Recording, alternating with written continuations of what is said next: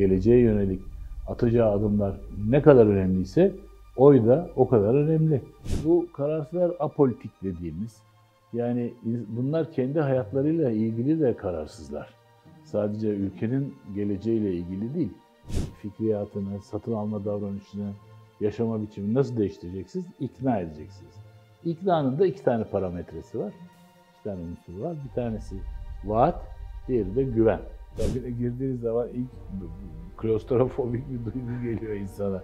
Hani böyle kapalı, gereksiz, gene diyorum ya, insan ruhuna aykırı bir şey bu. Hocam hoş geldiniz. Hoş bulduk. Türkiye pazar günü bir seçime gidiyor, sandığa gidiyor. Sandığa giderken biz bu işin sosyolojisini, iletişimini merak ediyoruz. Bununla ilgili aklımıza takılan soru işaretleri var. Bunları size yönelteceğiz. İlk olarak ben şununla başlamak istiyorum. Oy verme sosyolojisi nedir? Biz neden oy kullanmalıyız? Sosyoloji kavramından başlayalım. Sosyoloji toplumsal bir mesele, değil mi? Toplumun kültür ve değerleriyle ilgili bir konu. Ve de toplum, milli irade de oradan geliyor zaten, toplumdan bahsedince. Kültür ve değerlerden oluşuyor milli irade. Ve de seçimin sosyoloji dediğim zaman milli iradenin tecellisi olarak, gerçekleşmesi olarak düşünebiliriz. Yani çok genel bir yanıt olarak bunu ifade edebilirim. İnsanlar oy verme davranışı, hocam neye göre şekilleniyor? Tamam, oy kullanmalıyız ama bu davranışı biz neye göre şekillendiriyoruz? Bunu ne belirliyor? Demin de ifade ettiğim gibi kültür ve değerler belirliyor. Sizin ailenizden, yakın çevrenizden ve de işte eğitim aldığınız kurumdan edindiğiniz resimler ve de değerlerle ilgili algılar bir araya geliyor ve sizin tercihlerinizi belirliyor. Sadece siyasi tercihlerinizi değil, giyim kuşamınızı da belirliyor. Annenize, babanıza davranışı, arkadaşlarınıza, hocalarınıza davranışı, otoriteye karşı davranışı, toplumsal duruşunuz, hepsini belirleyen bir ana eksen bu kültür ve değerler.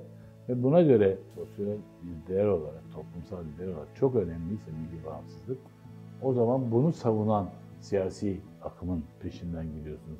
Ya da sizin dini inançlarınız ana eksende ve belirleyense, dini inançlara saygısızlık eden bir parti veya siyasi görüşe değil, bilakis dini inançlara saygı duyan bir görüşün peşinden gidiyorsunuz. Bu bir vatandaşlık ödevi oluyor aynı zamanda, değil mi hocam? Tabii. Peki biz oy kullanmayı neden önemsemeliyiz? Neden gitmeliyiz o sandığa? Şundan dolayı oy, biliyorsunuz, geçmişe göre kullanılmıyor, geleceğe göre. Geleceğe yönelik, yani önümüzdeki dönemde bu ülkeyi kim yönetsin, hangi zihniyet yönetsin, hangi duruş yönetsin, hangi bakış açısı yönetsin, buna karar veriyorsunuz. Bir insanın bireysel olarak bakalım, insanın kendi bireysel geleceğiyle ilgili kararları ne kadar önemliyse, hangi mesleği seçecek, kimle evlenecek, kaç çocuk sahibi olacak, nerede çalışacak, nasıl kariyer yapacak, bu geleceğe yönelik atacağı adımlar ne kadar önemliyse oy da o kadar önemli. Toplumsal olarak bu sefer bir ülkenin geleceğiyle ilgili karar veriyorsun. Seçim anketleri açıklanıyor. Evet. Tahminler yapılıyor. Burada kararsızların oyu oldukça fazla. Sandığa gitmemek ne anlama geliyor hocam? Yani neden gitmiyor insanlar? Hangi motivasyon, kaynakları ne? Sandığa gitmeme oranı her zaman var. Böyle bir %11-12 bir oran var Türkiye'de, böyle kararsızlar denilen bir oran. Çok düşük Türkiye'de. Avrupa'daki ülkelerde seçime katılma oranları %40'lar 50'ler maksimum seviyelerinde. Oysa bizde %80'in üzerinde olmuş genellikle seçime katılma. Gene de var kararsızlar.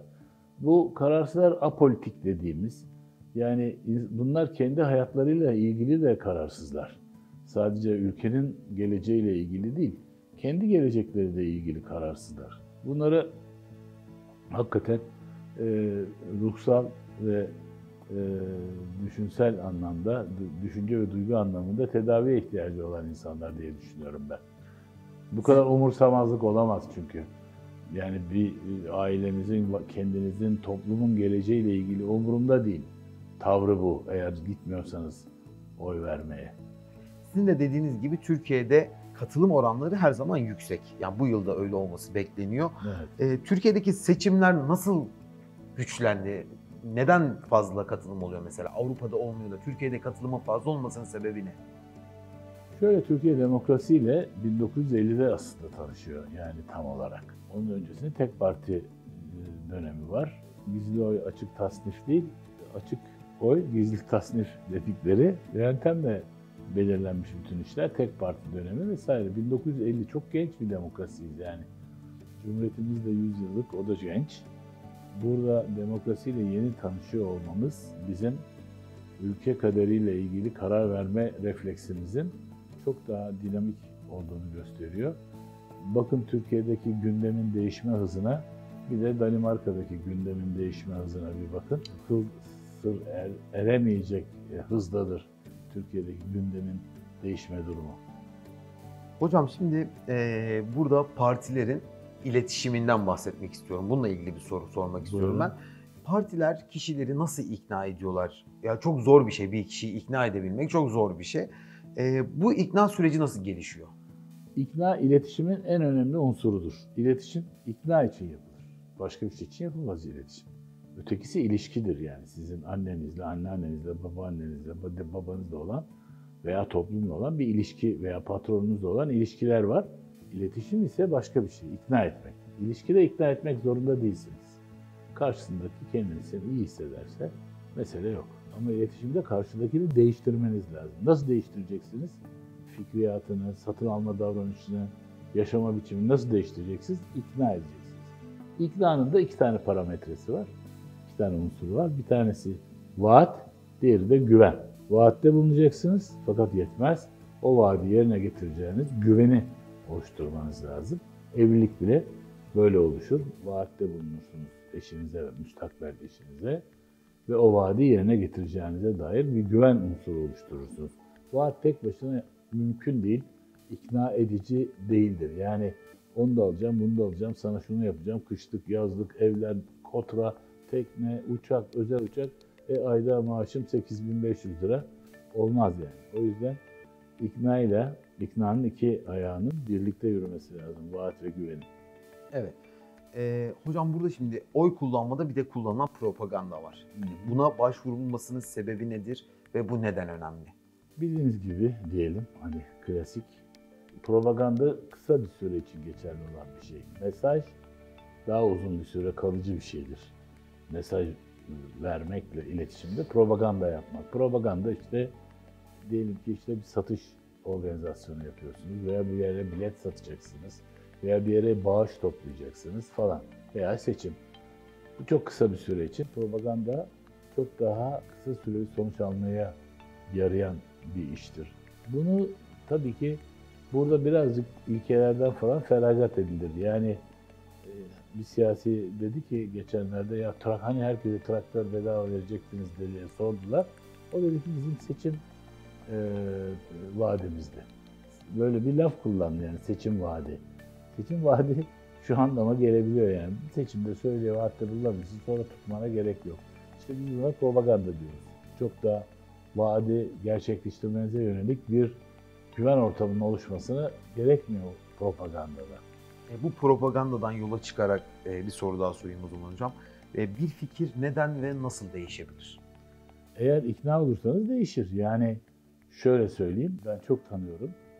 Özellikle eski solcuların içinde bir sürü arkadaşım var. Eski sol düşünceden gelmiş olan. Hatta ülkücüler için de aynı şeyi söyleyebilirim. Bunların ortak yanı ikisinin de eski solcuların da bazılarının hepsinin değil. Ortak yanı milli bağımsızlık meselesinde duyarlıdır bu iki grupta geçmişte de.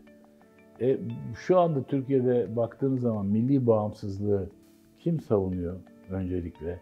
Yani Türkiye'nin enerji konusundaki milli bağımsızlığını, savunma konusunda, savunma sanayi konusunda milli bağımsızlığını kim savunuyor? İşte bu solcular ve ülkücüler bir bakıyorsunuz bu milli bağımsızlık konusunda hassasiyetlerini karşılayan bir siyasi partinin etrafında bir araya gelebiliyorlar. Yani fikirleri değişebiliyor, ikna olabiliyor insan. Yeter ki o ikna sürecinin doğru yönetilsin ve demin de ifade ettiğim kültür ve değerlerle ilgili eğer gençliğinden itibaren bir milli bağımsızlık çizgisinde ve bölünmez bütünlük, memleketin bölünmez bütünlüğü konusunda bir kültür ve değer biriktirmişse insan ona tekabül eden siyasete doğru yönelim gösteriyor. Peki hocam oy pusulasının bir önemi var mı? Ya olmaz Seçmende. mı? Ya böyle bir şey bence kalmayacak çok yakın bir tarihte. Böyle bir şey yok. Yani şu anda biz nerede konuşuyoruz mesela dijital ortamda değil mi? Dijital kültür bu kadar gelişmişken git böyle oy pusulaları, kulübelere gir, yok damgaları al, o nereye basacağını bir türlü ara, bilmem kaç tane seçenek içinde o doğru yeri bul, oraya bas, mühürü bastığın yer gidip öbür tarafa bulaşırsa geçersiz olacak, ne yapacaksın? Kağıt mendil taşı yanında diyorlar üstüne koy. Oysa çok kesinlikle çok yakın bir gelecekte Türkiye Cumhuriyeti vatandaşında olan kimlik var ya bizim TC kimliğimiz, Türkiye Cumhuriyeti vatandaş kimliği. Onunla gireceğimiz ve de diyelim ki cep telefonundan teyit edilecek bir güvenlik sistemiyle çok basit bir şekilde oyumuzu kullanacağımız hale gelecektir. Tabii ki oy pusulasının çok etkisi var. Toplumun geniş kesimlerini düşünün, kendinizi düşünmeyin yani. Gencecik, cin gibi insanlarsınız siz. Sizin kavramanız hiç sorun olmaz ama toplumun geniş kesimleri çarşaf çarşaf oy pusulaları, o zarflara nasıl girecek, nasıl katlanacak, standartı yok, bir şey yok. Yani bayağı bir abuk subuk bir iş yani bana sorarsan. Bu zaman içinde kalkacaktır ortada. Hocam dijitalleşme ile birlikte oy kullanmanın günümüzde hala zor bir şey olduğundan bahsettiniz. Tabii ki zor ya. Peki biz kabine girdiğimizde ilk neye bakıyoruz hocam? Bizi ne etkileniyor? Oradaki davranışlarımız nasıl şekilleniyor? Siz oy kullanmadınız mı hiç ya? Kabine girdiğiniz zaman ilk klostrofobik bir duygu geliyor insana. Yani böyle kapalı, gereksiz gene diyorum ya. İnsan ruhuna aykırı bir şey bu. İnsanın ruhu özgür. Yani öyle bir insanın ruhunu cendere içine sokmanın bir anlamı yok. Her ne kadar nefsimize müdahale etmek ve ona karşı kendimi, ruhumuzu korumak gibi bir durumda olsak da o kabine girdiğiniz zaman önünüzde bir ton kağıt, zarf, bir cumhurbaşkanı için var o kolay. Onun üstünde 4 tane resim var işte bir tanesine basacaksın. Onun bulaşma ihtimali de çok zayıf. Ama milletvekili seçiminde ulan ben bu adamı sevmiyorum, beğenmiyorum. Üstünü çiz, geçersiz sayılıyor oy pusulası. Partiye atman yetmiyor, onun altındaki bilmem ittifaka basman gerekmiyor.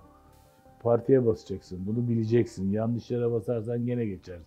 Boşuna gittin oraya yani. O yüzden ilk intiba sorunumuzun yanıtı bir karmaşa duygusu. Ve bu insanı böyle bir sinirlendiriyor ilk defa da. Biraz bakıyorsunuz, ediyorsunuz. Herkes bir çözüm yolu üretiyor. Bizim milletimiz yaratıcıdır. Allah'ına sığınıp orada bir çözüm yolu üretir kendi kendine. Eyvallah hocam. Şimdi ben oyumu kullandım artık. Bundan sonra ne yapmam lazım? Gündemimi takip etmeliyim. Biraz kafamızı böyle... Hesap soracaksın. Hiç daha ileri gitme.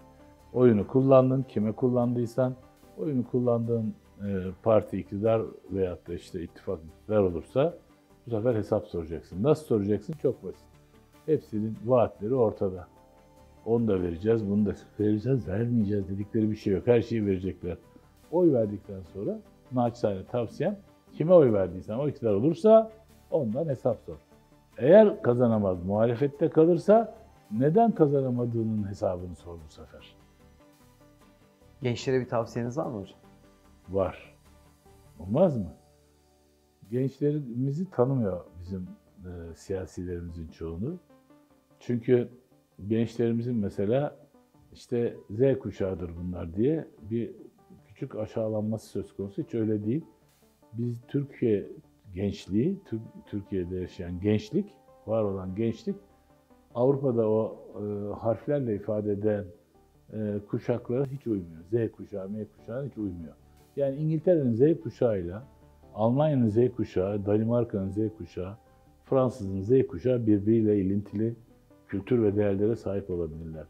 Bizim 18-24 dediğimiz yaş grubundaki gençlerin ortak ruhu şekillenmesi çok farklı. Bunu da hemen kaynak görelim. Mustafa Aydın Hoca, Profesör Doktor Mustafa Aydın, Kadir Has Üniversitesi 10 yıldır yaptığı Türkiye İlimleri Araştırması'nda göstermiş. %49'a yakını, 48 mi öyle bir şey rakam, gençlerin 18-24 yaş grubun milliyetçi muhafazakar düşünceye sahip olduğu. Oysa bize vaaz edilen Z grubu apolitiktir. Hiçbir fikri yoktur, takılmaz. Öyle dolanır. İşte müziğe bakar, her şeyi tüketir, bilmem ne. Böyle negatif bir gençlik çiziliyor. Bu doğru değil. Bunun doğru olmadığını gençlerin ifade etmeleri lazım yalnız. Biz öyle değiliz, böyleyiz demeleri lazım. Bu nasıl diyecekler? Gençlik örgütlenmelerine katılarak. Hiç fark etmez hangi siyasi görüşte oldukları, ama örgütlenip gençlik teşkilatlarında görev olarak. Mesela gençlik merkezleri var. Gençlik ve Spor Bakanlığı'nın tıklım tıklım dolu. Kampları var, yaz kampları var. Şehirlerimizde, ilçelerimizde var gençlik kuruluşları. Oralarda kendilerini ifade etmeleri lazım gençlerin. Tutup da bizim onları anlamamızı beklememelerini tavsiye ediyorum. Ne tavsiye ediyorsa, dedin ya, ben beklemeyin diyorum. İletişim konusundaki kaderinizi elinize alın. Dediğim bu. Çok teşekkür ediyoruz hocam. Ağzınıza sağlık. Ben Eklemek teşekkür istediğiniz bir şey var mı? Yok, ben teşekkür ediyorum. Ben güveniyorum Türkiye'de gençlere ve de ilk kez oy kullanacak olan bir 5,5 milyondan söz ediliyor.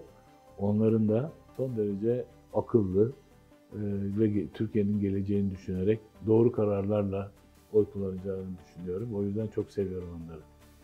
Teşekkür ederiz.